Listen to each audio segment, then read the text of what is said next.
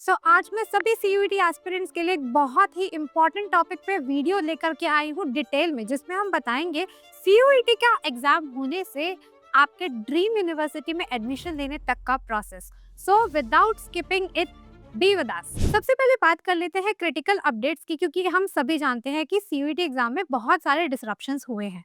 So the major update and technical disruptions, because of that reschedule किया गया है exam और नई डेट्स हैं 6 और 7 जून। एनटीए ने ऑफिशियली री एग्जामिनेशन अलॉट किया है उन कैंडिडेट्स को जो 30 मई 2026 से अफेक्टेड थे फर्स्ट शिफ्ट कैंसिलेशन को लेकर के। तो उनके रिवाइज्ड एडमिट कार्ड्स भी आ गए हैं and I will highly suggest you to be prepared. This is in fact your better chance, आपके पास ज्यादा टाइम है प्रिपेयर करने का। So do not panic. But बात इतनी नहीं है, क्योंकि ये सब चीजें कैस्केड होंगी। जैसे ही आपका सीयूटी का एग्जाम हो जाएगा, फिर बहुत ही जल्द आंसर की रिलीज होगी and then all the following steps will come, like results and admission process, fee submission. So be prepared for all of that और हम वीडियो में आज उसी के बारे में डिटेल में बात करने वाले हैं।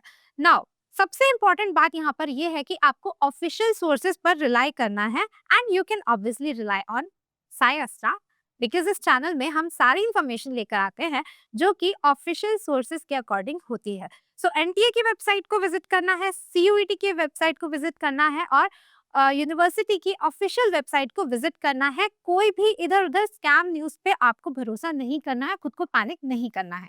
चलिए प्रोसेस स्टार्ट करते हैं।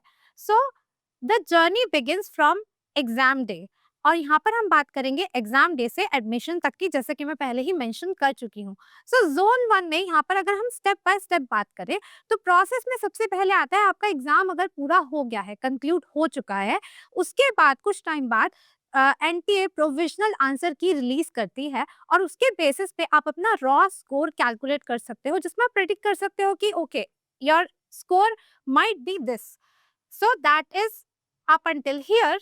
Now, very important step is the challenge window. NTA 3 days के लिए एक challenge window ओपन करती है, जिसमें उनका दिया हुआ स्कोर और आपका कैलकुलेटेड रॉ स्कोर अगर मैच नहीं कर रहा है, कुछ क्वेश्चंस हैं जहाँ जो आपके उनको स्कोर वहां पर नहीं दिया गया है, तो आप उसको क्लेम कर सकते हो, चैलेंज कर सकते हो।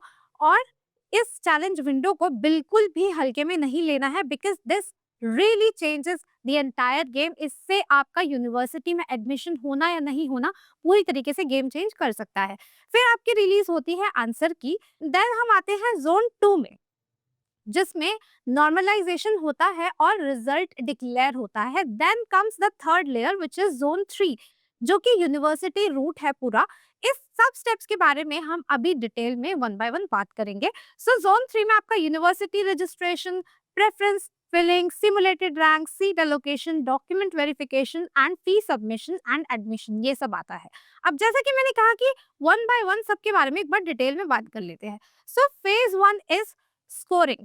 स्कोरिंग के बारे में हम ऑलरेडी एक शॉर्ट बना चुके हैं, जिसपे हमने बताया है कि हर सही क्वेश्चन के लिए आपको +5 मार्क्स मिलेंगे और हर गलत क्वेश्चन के लिए आपको -1 मार्क्स मिलेंगे, और उसी बेसिस पे आप अपना रॉ स्कोर कैलकुलेट कर सकते हो। सो दिस इज इट। और हर अनअटेम्प्टेड क्वेश्चन के लिए आपको कोई मार्क्स नहीं दिया जाएगा। तो ये हो गया आपका फॉर्मूला जिससे आप अपना रॉ स्कोर कैलकुलेट कर सकते हो। And the very important window is challenge window. तो इसको बिल्कुल मिस नहीं करना है। इस 3 दिन के अंदर आप क्लेम कर सकते हो अगर आपका कोई क्वेश्चन स्कोर नहीं किया गया है एनटीए के द्वारा। अभी तक ऑफिशियल इंफॉर्मेशन के अकॉर्डिंग हर क्वेश्चन के लिए जो आप चैलेंज करेंगे 200 रुपीज पे करने होंगे, बट ये अपडेट हो सकता है और जैसे ही अपडेट होगा we will let you know. Don't worry, just be with us. Now phase 2 is normalization. तो ऑलरेडी मार्केट में इसके बारे में बहुत कुछ चल रहा है, इसको बताया जा रहा है, हम भी इसके ऊपर एक डिटेल में वीडियो लेके आएंगे। लेकिन अगर मैं मोटे मोटे तौर पर बात करूं तो normalization is like cut off. समझ लो आप एक सेंटर में गए, क्योंकि सब कैंडिडेट्स को अलग अलग क्वेश्चन पेपर अलॉट होता है, तो क्वेश्चन पेपर की डिफिकल्टी वेरी कर सकती है। मान लो एक सेंटर पर कैंडिडेट 780 मार्क्स स्कोर कर रहा है हाईएस्ट, और दूसरे सेंटर पे 760 स्कोर कर रहा है, तो एनटीए ऑटोमेटिकली 780 वाले को टफ पेपर मान लेती है, 760 वाले को इजी मान लेती है। तो ये रिलेटिव मार्किंग, इसको नॉर्मलाइज किया जाता है आपको फेयर चांस देने के लिए for due admissions. So this is again a thing जो स्टूडेंट्स को हमेशा डाउट दिलाती है। सो अब यहाँ पर हम एक बार इस टेबल को देख लेते हैं, कैलकुलेशन मेथड, रॉ स्कोर और नॉर्मलाइज्ड स्कोर के बीच का डिफरेंस। सो कैलकुलेशन मेथड हम आपको बता चुके हैं, +5 correct answer, -1 wrong answer. And yes, normalized score आपका एनटीए नॉर्मलाइज कर देगा डिफरेंट डिफरेंट सेंटर्स के अकॉर्डिंग। सो ये एक्चुअली आप प्रिडिक्ट नहीं कर सकते हैं, but raw score you can predict. Affected by personal accuracy, obviously. Predictability, raw score is high, but in normalized score you cannot predict it because data NTA के पास है, आपके पास नहीं है, difficulty level और अलग अलग सेंटर से regarding. And final impact, raw score एक स्टेपिंग स्टोन है बिकॉज वो आपको बूस्ट देता है, आपको एक इंडिकेशन देता है कि आपका पेपर किस तरीके से हुआ है, सो दैट आप फ्यूचर के लिए अपने एडमिशन की प्रोसेस को प्लान कर पाए। और नॉर्मलाइज स्कोर आपको अलाउ करता है यूनिवर्सिटी में एडमिशन लेने के लिए। Okay, we are done with this, now let's talk about the safe score myth. तो आपने कुछ स्कोर किया, कैलकुलेट किया, रॉ स्कोर आया, और पहले ऐसे होता था कि उसको सेफ स्कोर मान लेते थे और बहुत सारे सोर्सेज में कहते थे okay if you will score 720 आपका एडमिशन पक्का है। बट अब सिचुएशन इतनी सारी वॉलेटिलिटी की वजह से चेंज हो गई है, एग्जाम रीस्केड्यूल हुआ है, सेंटर्स शिफ्ट हुए हैं, तो यहाँ पर सिचुएशन अभी पूरी तरीके से प्रिडिक्ट नहीं की जा सकती है। तो इसीलिए रॉ स्कोर मिथ के चक्कर में बिल्कुल नहीं पड़ना है। इसीलिए सेफ स्कोर के मिथ के चक्कर में बिल्कुल नहीं पड़ना है। इंस्टेड डू दिस, एलिजिबिलिटी आपको चेक करनी है, normalize score, competition level, performance order and category quota. Now बहुत सारे स्टूडेंट्स हैं जो एग्जामिनेशन के बाद इसी चीज में पूरा टाइम वेस्ट कर देते हैं, पैनिक करने में, यार मुझे वो कॉलेज मिल पाएगा या नहीं। I will tell you what to do instead and how to utilize that time window at your maximum advantage. So, उसमें आप अपने डॉक्यूमेंट की स्ट्रेटेजिक मैपिंग कर सकते हैं। इसमें हमारे पास 4 कैटेगरीज है। एकेडमिक, आपके पास, आपको पता ही है कि आपको 10th की 12th की मार्कशीट देनी है, डॉक्यूमेंट्स देनी है, उनको रेडी रखो, उनका स्कैन कॉपी अपने पास रखो, उनको डिफरेंट डिफरेंट सोर्सेज में अपने मेल पे रखो, क्लाउड पे रखो, ताकि जब आप एक्चुअली एग्जाम एडमिशन लेने जा रहे हैं एग्जाम के बाद, तो आपको ऐसी कोई प्रॉब्लम्स फेस नहीं करनी पड़े। So this is a prepping. Second is category certificate. So जो भी कैंडिडेट्स के ऊपर कैटेगरी वाला सर्टिफिकेट अप्लाई होता है वो अपने सर्टिफिकेट्स को अच्छे से स्कैन करके रखें। Now third category is identity certifications basically. So इसमें आ गया आपका Aadhaar card, voter ID. Keep in mind कि आधार कार्ड में अगर आपका अपडेटेड वाला फोटो है तो वो बहुत अच्छा रहेगा, आपको हेल्प करेगा। सिग्नेचर का स्कैन, फोटोग्राफ, जो भी स्पेसिफिक फॉर्मेट में फॉर्म में मांगी गई है उसको ऑलरेडी आपको अपने पास रखना है। Now achievements, sports certifications, extra curricular activities, इन सब के सर्टिफिकेट्स भी बहुत मैटर करते हैं एडमिशन के लिए। सो इनको भी आप पहले से ही रेडी करके और सेव करके रखना, लास्ट मोमेंट में पैनिक नहीं करना है। तो ये वाली स्लाइड है उन बच्चों के लिए जो स्पेशली डीयू में एडमिशन चाहते हैं। सो यहाँ पर हम पूरा रोड मैप बता रहे हैं CSAS पोर्टल का, जो बहुत ही जल्द लाइव होने वाला है। हाउएवर, जिन स्टूडेंट्स को डीयू से बीटेक करनी है उनके लिए CSAS पोर्टल ऑलरेडी लाइव है और 15 जून डेडलाइन है। So go there and fill it, do not miss it. पता चला CUET में अपियर कर लिया, रैंक अच्छा आ गया और एडमिशन नहीं हुआ because you did not fill the form on time. So don't do this. Now इसके कुछ स्टेप्स हैं वो हम देख लेते हैं। CSAS रजिस्ट्रेशन, सब्जेक्ट मैपिंग, जहां पर बहुत लोग गड़बड़ करते हैं, इसको बिल्कुल स्किप नहीं करना है। कोर्स एंड कॉलेज प्रेफरेंसेस, अब यहाँ पे काफी स्टूडेंट्स घबराए हुए रहते हैं, वो अपनी एबिलिटीज को अंडर एस्टिमेट करते हैं, भाई ये तो मुझे मिलेगा ही नहीं कॉलेज। ऐसा नहीं करना है, आप जो कॉलेज चाहते हो उसी हिसाब से अपनी प्रेफरेंस भरो, फिर DU अपनी सिमुलेटेड रैंक निकालेगा और उसके अकॉर्डिंग आप चेक कर सकते हो कि आपको क्या मिल रहा है, और जैसे ही आपको अच्छी अपॉर्चुनिटी मिलती है आप अपनी सीट को वहां पर फिक्स कर दो, एलोकेट कर दो। तो ये सारे स्टेप है DU के।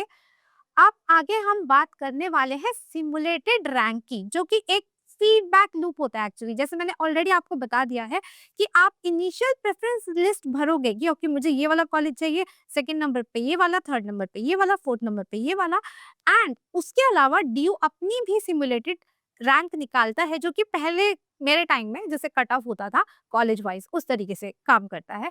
नाउ इसके बाद आपको स्ट्रेटेजिक रीऑर्डरिंग होती है, उस पे ध्यान देना है, and then comes final allocation. कुछ बच्चे यहाँ पे लालच कर जाते हैं, उनको फिर भी अच्छा कॉलेज मिल रहा है, वो सोचते हैं कि इससे भी अच्छा मिल सकता है तो मैं सेकंड फेज में काउंसलिंग में करा लूंगी या करा लूंगा। ये मत करना। Don't be too ambitious. अगर आपको अच्छा कॉलेज मिल रहा है, अपनी सीट लॉक कर लो। ऐसा नहीं कि सेकंड फेज में जाके आपके हाथ से वो भी चला गया। Okay, now preference strategies, do's and don'ts. तो जैसे मैं बता रही हूँ, स्टूडेंट्स यहाँ पे कंफ्यूज रहते हैं, क्या चीजें करनी है क्या चीजें नहीं करनी है, जान लेते हैं। ये चीजें आपको करनी है ऑर्डर ऑफ प्रेफरेंस, अपने मन के अकॉर्डिंग, अपनी चॉइस के अकॉर्डिंग डालो, अपने कैलिबर के अकॉर्डिंग। आप सब जानते हो कि आपको वहां पे मिल सकता है या नहीं, ठीक है। इस हिसाब से डर के मत डाल देगा कि यार ये तो होगा ही नहीं। नहीं, जो आप चाहते हो, put that dream university, put that dream college on the top of your preference list. Fear factor, डर वाला फैक्टर मैंने ऑलरेडी बता दिया है, घबराना नहीं है। And the baseline, meticulously research करो कि कौन से कॉलेज में आपके लिए सबसे अच्छी फैसिलिटीज अवेलेबल है। Now don'ts, don't make these fatal mistakes. Order of preference की वही रैंडमली प्रेफरेंस फिल कर दी और गेस वर्क कर रहे हो, एजम्पशन कर रहे हो, नहीं। यहाँ पर थोड़ा रिसर्च करना, because you are going to invest 3-4 years of your life to get this degree. So थोड़ा रिसर्च तो बनता है ना यार। ना फियर फैक्टर, घबराना नहीं है कि इसमें तो मिलेगा ही नहीं, खुद को अंडर एस्टिमेट नहीं करना है। नाउ बेसलाइन, एज्यूम करना कि सीयूटी का स्कोर तो बहुत अच्छा आया है तो मुझे तो किसी भी कॉलेज में मिल जाएगा, नहीं। यहाँ पर ओवर कॉन्फिडेंस भी नहीं होना है आपको। चलिए अब देख लेते हैं 10 क्रिटिकल एरर्स जो स्टूडेंट करते हैं और जिन्हें हमें अवॉइड करना है। Obsessing over result instead of preparing for the documents. So जैसे कि मैंने कहा कि वेट पीरियड में सब पैनिक में ही बिता देते हैं। Instead utilize that more efficiently and अपने डॉक्यूमेंट्स को एक जगह सेव करके रखो, प्रिपेयर रहो, ठीक है। इग्नोरिंग द आंसर की चैलेंज, बहुत सारे स्टूडेंट वो 3 दिन मिस कर देते हैं, बट वो 3 दिन बहुत इंपॉर्टेंट दिन है जब आप चैलेंज कर सकते हो। इट मैटर्स लॉट, ये आपकी रैंक को 10 से 20 पे शिफ्ट कर सकता है। So don't do that, okay. Pay attention to the challenge window. Predicting college placements using raw scores. Raw score अच्छा आ गया है, अब आपको लगेगा ये वाले कॉलेज में तो मिल ही जाएगा मुझे, नहीं, नॉर्मलाइज्ड स्कोर के हिसाब से मिलेगा। तो वो एनटीए ही डिसाइड करने वाला है। Raw score is a good indicator of your performance and preparation, but do not solely rely on that.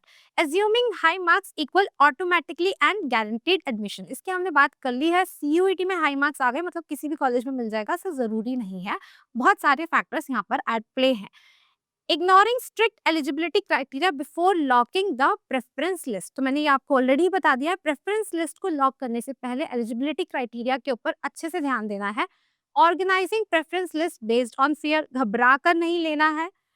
Applying to one university without creating a viable backup. Now इसके ऊपर भी हम एक वीडियो लेके आने वाले हैं। कमेंट में अगर बता दो जल्दी जल्दी से वीडियो अगर आपको चाहिए तो, कि अगर सीयूईटी में नहीं हुआ तो विदाउट सीयूईटी वाले क्या हमारे पास ऑप्शंस हैं। We will cover that too. So and next is missing the strict fee payment deadline. अब बहुत सारे लोगों ने सब कुछ कर लिया है और जो स्ट्रिक्ट डेडलाइन है फीस पे करने की वही मिस कर दी है, blunder. 9th, fail to keep high resolution scan documents. बहुत बार आपके डॉक्यूमेंट्स जो स्कैन होते हैं उनका हाई रेजोल्यूशन नहीं होता और एनटीए उसको रीड नहीं कर पाता, या कोई भी ऑर्गेनाइजेशन इन जनरल इसको रीड नहीं कर पाएगी, तो वो वेरिफिकेशन की स्टेज पर ही रिजेक्ट हो जाएगा। ऐसा नहीं करना है। हाई रेजोल्यूशन इमेजेस आपको अपलोड करनी है। And misunderstanding between freeze and upgrade. So यहाँ पर आपको 2 ऑप्शंस मिलते हैं, फ्रीज और अपग्रेड। तो मैंने वही कहा है कि अगर आपको पहले ही फेज में अच्छा ऑप्शन मिल गया है, फ्रीज योर सीट। अपग्रेड में जाकर अच्छे वाले ऑप्शन को गंवाने की जरूरत नहीं है। तो यहाँ पर आपको थोड़ा वाइजली सोचना होगा कि आप किसके लिए जाना चाहेंगे। नाउ सो इस सारे वीडियो का जो सार है वो ये है कि कंप्लीट एडमिशन एक्चुअली बहुत सारी चीजों पर डिपेंड करता है, सिर्फ सीयूईटी के स्कोर पर ही नहीं, वो आपके एलिजिबिलिटी क्राइटेरिया के ऊपर डिपेंड करता है, नॉर्मलाइज्ड स्कोर के ऊपर डिपेंड करता है, correct preference order and not to mention subject और डोमेन मैपिंग। अगर वही गलत करके बैठे हो तब तो भगवान ही मालिक है। Document readiness, meeting all the deadlines and admission confirm, congratulations. But यहाँ पर कुछ स्टूडेंट्स कंफ्यूज है नॉर्मलाइजेशन के प्रोसेस को लेके। सो अगर आप भी इस तरीके का कंफ्यूजन फेस कर रहे हो, so we are ready to make a detailed video about normalization process as well. Comment में 10 लोग नॉर्मलाइजेशन लिखो और हम क्विकली वीडियो लेकर आएंगे। इसी तरीके की इंफॉर्मेटिव वीडियोस के लिए keep watching CUET Sayastra and do not forget to subscribe for the latest information. All the very best. See you in DU.